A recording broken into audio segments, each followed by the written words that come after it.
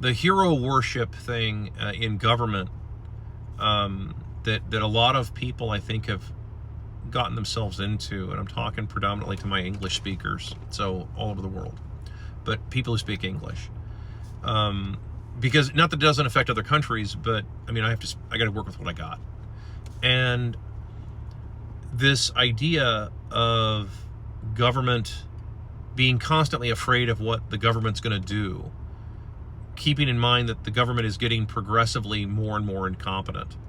I don't know how else to put that. I mean, like, all levels of government now are becoming like flip-flop truck driver incompetent. I mean, they're achieving levels of incompetence that, you know, I'm not kidding. We are not that far away from being able to use the Jedi mind trick on police at this point. You know, like, you're double parked here. I'm not double parked. You're not double parked. I mean, like, we're almost at that point now. That's how bad the hiring practices are getting. That's how all of this is happening. Remember, a couple of videos ago, I talked about the idea of this sort of race to the bottom, this sort of attempt at mediocrity, and you don't ever really achieve mediocrity. You get a race to the bottom, and that is where we're at. What precipitated with this was I saw this video, and it was, I don't know, some representative from somewhere talking about the Social Security problem that we have, that this big Social Security issue, that like all these people are going to start wanting $2,000 a month or you can't live on that. That's ridiculous. $2,000 or $3,000 a month for Social Security, and there's no money to pay any of this. Well, no, of course there's not. Of course there's not. The whole thing was a Ponzi scheme. The whole thing was a Ponzi scheme. The stock market isn't a whole hell of a lot better, because the solution, of course, I hear from a lot of folks is, oh, well, let everybody put their money in the stock market. That's just as bad, if not worse. And the reason that's just as bad is because, well, now there's the incentive, this unfortunate incentive to keep businesses that should be going out of business propped up artificially. That's an even bigger problem from a, dare I say it, capitalist perspective. That's an even bigger problem, because part of the rules, for those of you out there that fancy yourselves to be capitalists, part of the rules of capitalism is that you're supposed to be able to fail miserably. I know there's a bunch out there who don't think that's the case. You think that you're entitled to make a profit simply because you went into business or because you invested some money. So now you're entitled to this. Where are you getting this from? I have asked a lot of people, and I don't ask rhetorically, I'm asking seriously, where are you getting any of this from? Where are you getting this idea that you are owed this return simply because you made an investment in something or because you started a business? Where is this coming? Or you bought a rental property and so now you're entitled to a return. Where is this coming from? And because, like, I say this as a businessman myself, 36, 37 years now coming up in business for myself, you know, off and on, and I've done all different kinds of things. I've forgotten companies that I've even owned and started. I've had friends remind me of it, and not all of them work. You know, none of my friends, none of the people that know me, and very few, because I'd keep that circle pretty tight, but nobody I know would ever tell you that, oh man, I heard Axel screaming and yelling about how he deserves to make a profit, blah, blah, blah. It's never happened, because I know better than that. If you're providing a better product at a better price, then yeah, you're rewarded by the market. What is the market? It's just the people. That's all it is. This is your true free market. This is your essence of free market right here that we're talking about. Okay, if you want to call it capitalism, you go right ahead, but I'm talking about an actual free market. And that means that also that once you saturate something, then it then cools off and it stops, you know, it stops being profitable, and so now then you need to move on to something else. So the idea of just dump everything into the stock market means that then there's an incentive to keep these companies around that are not profitable. Dumping everything you have into rental properties, for example. Let me sting you guys too, because I have no problem at all, you know, going after the slumlords out there. I'm done calling you rent seekers, dude. You guys are all slumlords now. I've seen the properties you guys rent out. bunch of you are slumlords now. And yeah, I mean, when I see this, it's like you're dumping all your money into rental properties. And so the idea is, well, I have to make a profit.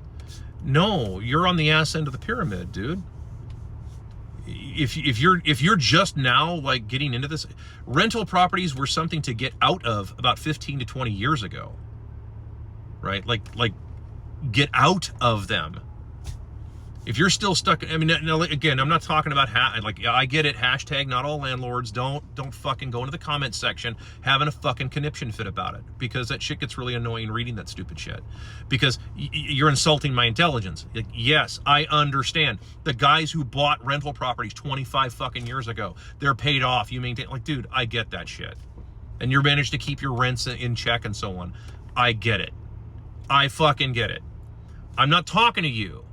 I'm talking to the guys that are just now going into the banks and borrowing shit tons of money to pay retail for these absurd prices on stuff, and then they piss and moan they can't find somebody to pay $3,000 a month for a 322 shitbox. Come on. A house that I wouldn't pay you $100,000 for, because I know how it's built. That's assuming it's a new construction. New construction is even worse. So yeah, I mean, like, this is the kinds of things, like, if you dump all your money into this, then of course it's like, oh, well, I have to have a big return. The reason why everybody wants a return is because your currency is being made worthless. I don't know how many different ways I have to say it, but that's why you want a big return. It's because you're losing 20% a year, 14 to 20%. Actually, now it's probably closer to 25% a year in actual genuine spending power. You're losing all of that. So now you need to have a big return, because you need to overcome the inflation that they're creating. Who is they? You can look that up on your own. But they're creating inflation. These are counterfeiters. Okay? It's counterfeit money. When you put that much money into circulation, you get something called monetary inflation, and it eventually gives way to price inflation. That is exactly what happens. That is the order, that is the pathology. That's exactly what happens every single time. Every single time it's tried. When you put more counterfeit money into it, this is what happens. If there was not this constant expansion of the money supply, you would be seeing all of these companies going broke, and you wouldn't be seeing these huge returns. No, but then again, your spending power wouldn't be gone. Imagine for just a moment, if you saved your money, think of it like this. What if you were to save your money starting in, say, let me talk to all generations in between. Let's say 1985, okay? You know what the spending power of what it was in 1985. What if you had the exact same spending power now as you had in 1985? Right? Well, then you don't have to have in fact, if you had that now, you'd be considered rich. You'd be considered well off if you had that kind of spending power now. But that's just it. You don't. And that's because your currency's been made worthless. So when I see this kind of stuff of like, well, let's put it all into the stock market or something like that, it's like, that's just prop up another scheme, as opposed to, why don't you just have your currency not lose all of its value? Then your businesses, your real businesses, your honest businesses, then can actually run the way that they're supposed to, which is with an actual profit margin, not this 2% nonsense.